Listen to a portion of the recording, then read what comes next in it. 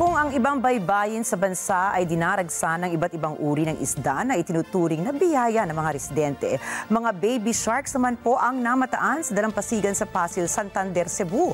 Makikita sa video na ibinahagi sa social media ng ilang netizen na lumalangoy ang mga baby sharks sa mababaw na parte ng dagat.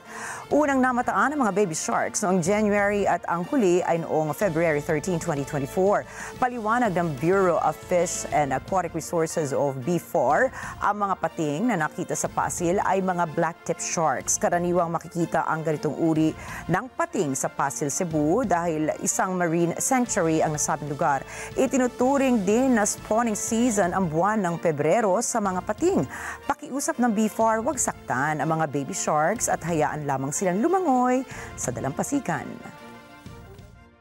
Maraming salamat sa inyong pagsubaybay sa Mata ng Agila Primetime. Para malaman ang matatag, matapang at matapat na mga balita, ay i-follow lamang at mag-subscribe sa @Net25 TV.